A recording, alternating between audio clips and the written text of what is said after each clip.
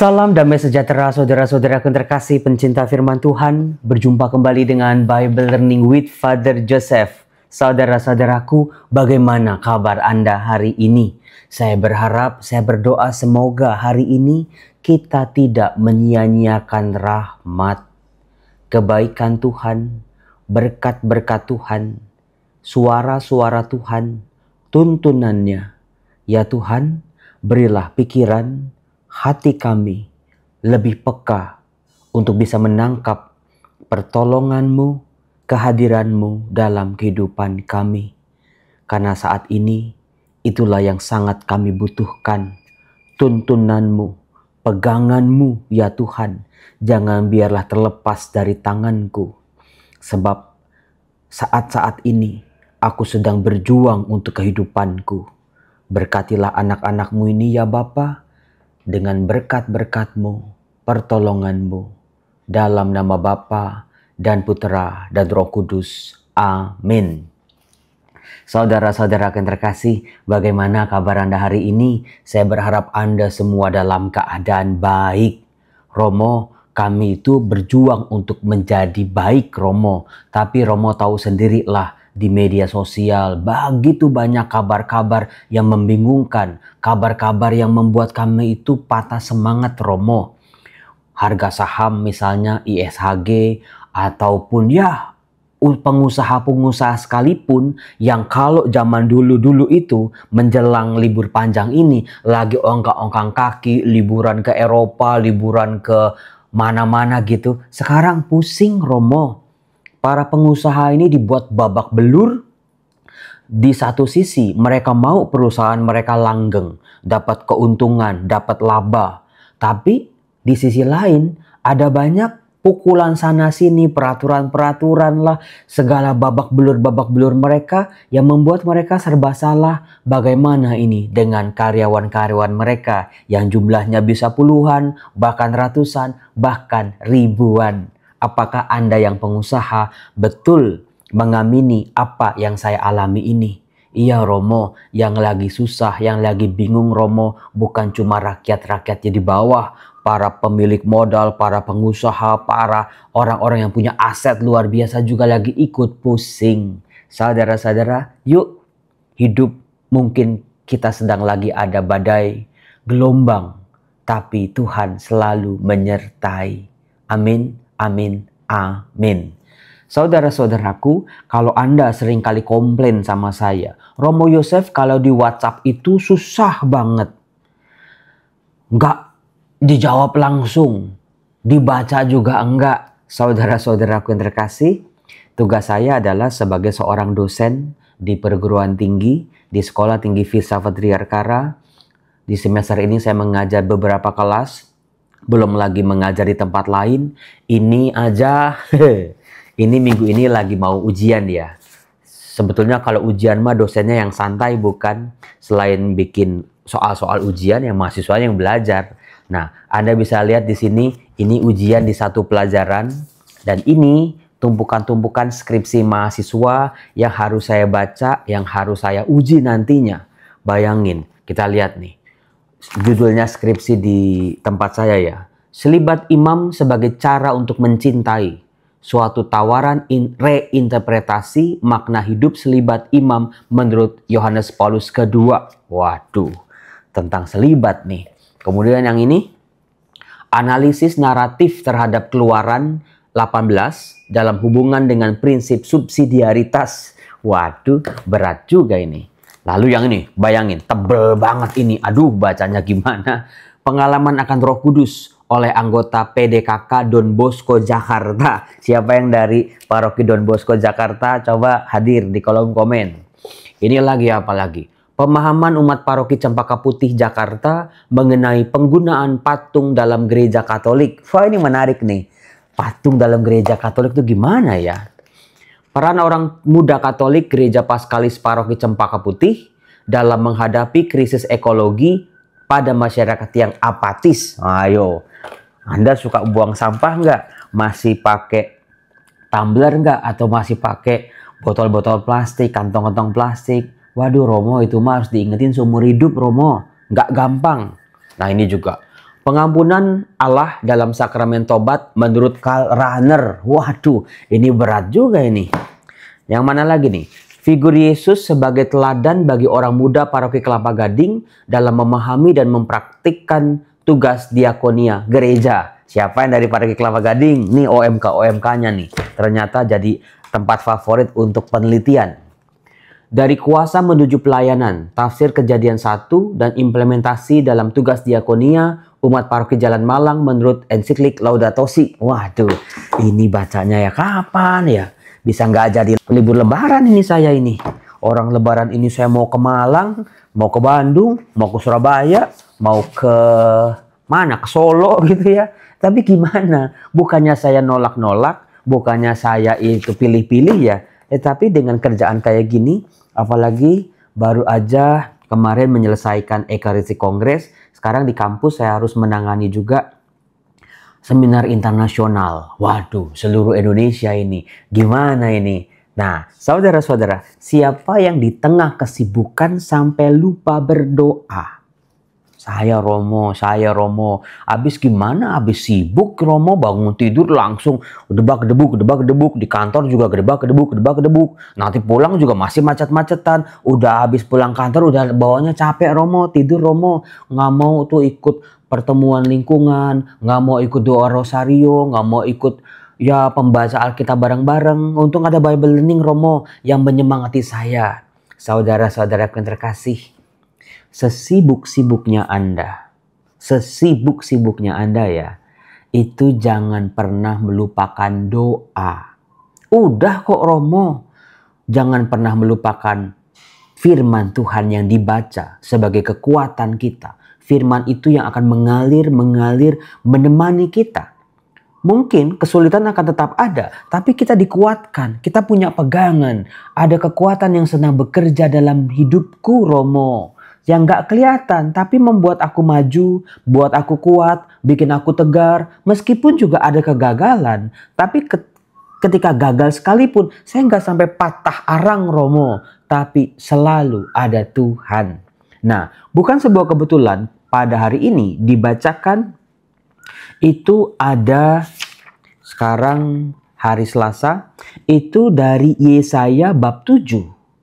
Nubuat Nabi Yesaya. Ini saya baru aja ujian mata kuliah Nabi-Nabi ya. Ada 4 soal di situ, mahasiswa silakan menjawab. Nah, Yesaya ini saya sudah mengatakan kalau Yesaya bab 7 itu adalah orang Israel sebelum pembuangan.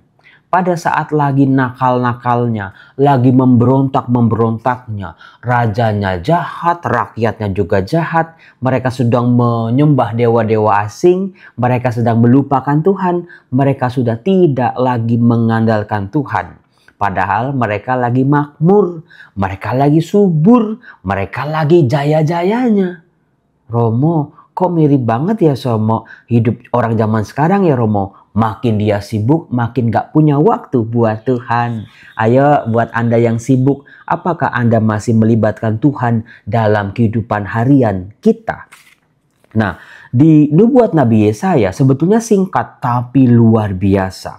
Sebuah kekuatan bagi kita nih, yaitu supaya kita jangan menyia-nyiakan, menganggap murah rahmat pertolongan Tuhan. Rahmat terlewat begitu saja dalam kehidupan kita. Entah kita nggak sadar, entah kita cuek bebek, entah kita nggak punya kepekaan sama sekali, entah kita ya menolak.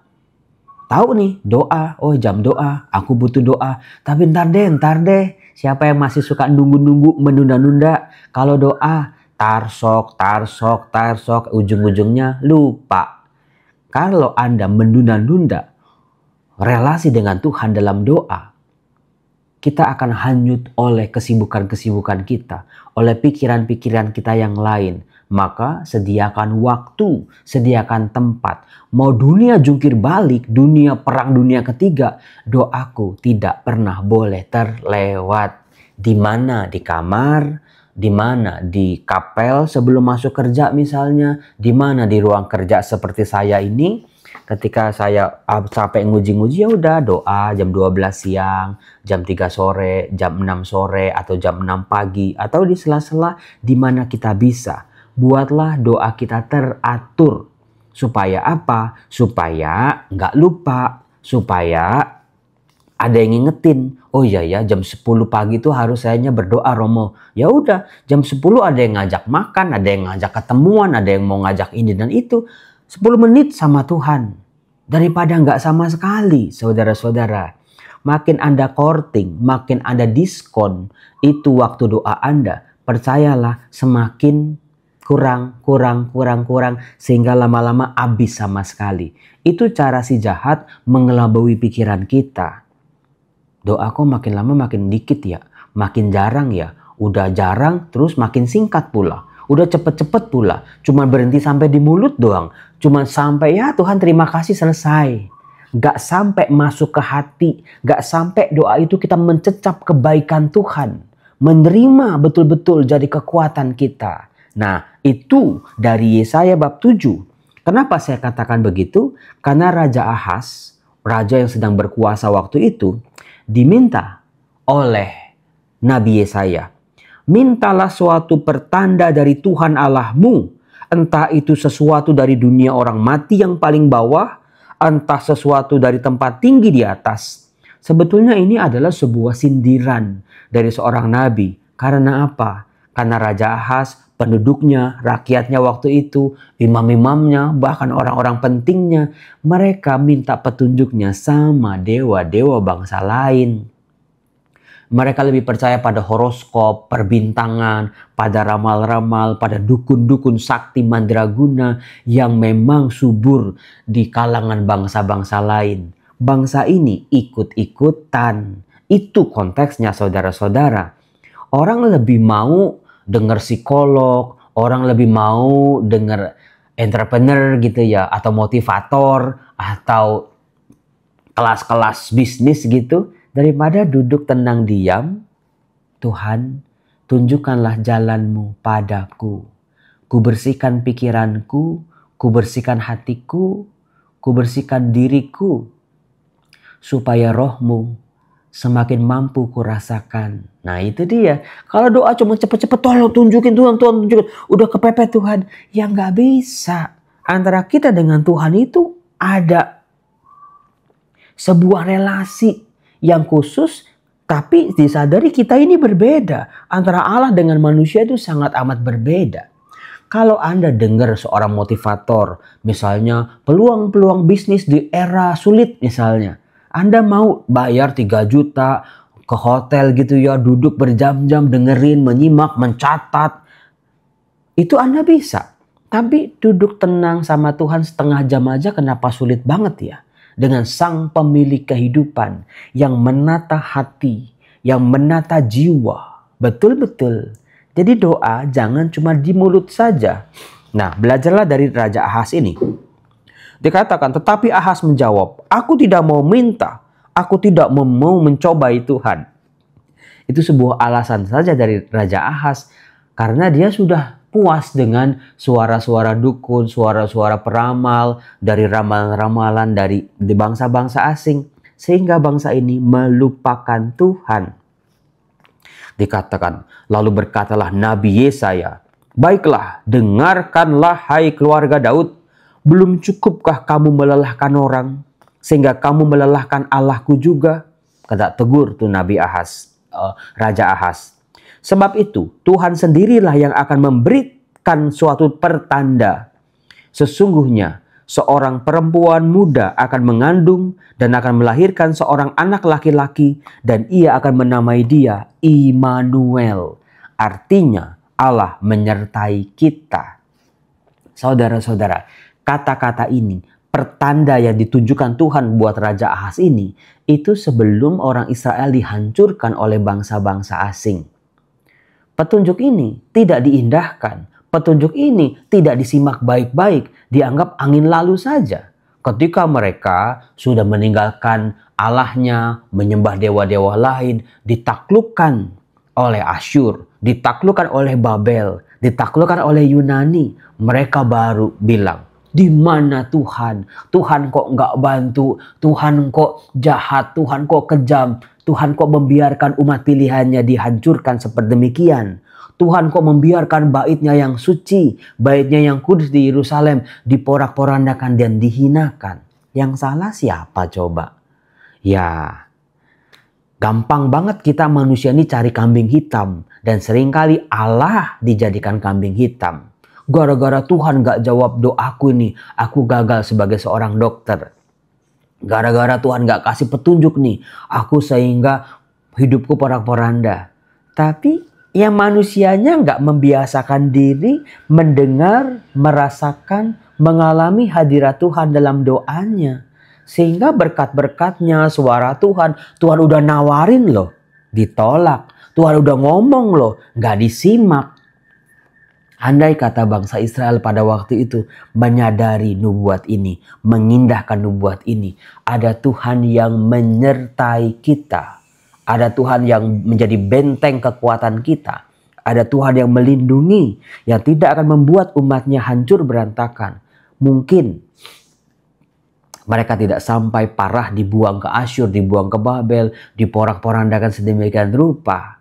Jadi saudara-saudara, jangan sia-siakan bisikan Tuhan, suara Tuhan, pertolongan Tuhan. Jangan biarkan diri kita nggak pernah dalam sehari merasakan kehadiran Tuhan. Tuhan, Engkau sungguh baik, terima kasih. Tuhan, meskipun aku sedang sibuk, Tuhan meskipun aku sedang sedih, Tuhan meskipun aku kok hidupnya kok lagi berat banget, Tuhan meskipun aku kok lagi banyak cobaan, lagi banyak gagalnya, proyek sana sini gagal, bisnis sana sini gagal, gulung tikar, bangkrut, ditipu orang. Ini perasaanku Tuhan saat ini. Tapi aku percaya aku tidak berjuang sendirian. Aku yakin Tuhan, Engkau adalah Allah yang menyertai kehidupanku. Sang Immanuel, Tuhan yang hadir di tengah-tengah umatnya. Di mana? Di meja belajar, di meja kerja Anda, di dapur, di kamar pribadi Anda, di gereja, di pelayanan-pelayanan Anda. Tuhan hadir di mana-mana. Tuhan, izinkan aku boleh berjumpa dengan Engkau, mendengar suaramu, membangkitkan semangat hidupku lagi. Tuntun aku di jalan yang rata, hidup jujur, hidup adil, hidup melayani, memanusiakan manusia. Aku yakin Tuhan, Engkau akan menuntun aku, menarik aku ke atas. Saudara-saudaraku yang terkasih, jangan sia-siakan Tuhan. Jangan.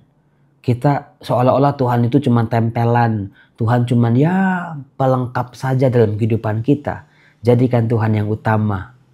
Yang harus kita puji, kepadanya kita ucapi terima kasih, kepadanya kita menyembah dan sujud seluruh hati kita. Tuhan yang tahu kejujuran kita. Tuhan yang tahu isak tangis, rasa syukur, kebahagiaan kita, harapan-harapan kita. Tuhan yang tahu. Dengan doa, manusia diajak untuk semakin peka menyadari. Terima kasih Tuhan, Engkau hadir melalui salah seorang pribadi yang aku jumpai hari ini. Terima kasih Tuhan, ternyata aku tidak sendiri. Ada orang yang menepuk pundakku tadi. Ada orang yang menyapa aku tadi. Ada orang yang aku gak kenal tiba-tiba bantuin aku. Ada orang yang mengingatkan aku. Tuhan bisa bekerja dengan berbagai macam cara, saudara-saudaraku. Peristiwa-peristiwa kecil, peristiwa-peristiwa besar, ada Tuhan dalam hidupmu. Rasakan itu, alami itu. Kuncinya satu, doa dan firman. Baca firman Tuhan setiap hari, rutin, jam berapa, di mana, tempatnya bagaimana. Jangan biarkan satu hari pun kita nggak berdoa. Jangan biarkan satu hari pun kita nggak baca firman Tuhan. Bawa itu sebagai persembahan kita. Hanya ini Tuhan persembahanku, seluruh hidupku, jiwa dan ragaku, sebab tak ku miliki harta kekayaan yang cukup berarti untuk ku persembahkan. Hanya ini Tuhan permohonanku. Terimalah Tuhan persembahanku. Pakailah hidupku sebagai alatmu seumur hidupku. Nyanyi lagu rohani juga penting ya, menemani kita sehingga kita sadar ada Tuhan yang menyertai. Di tengah-tengah pekerjaan seabrek-abrek begini, ada Tuhan yang menguatkan. Salam, semangat, Tuhan memberkati.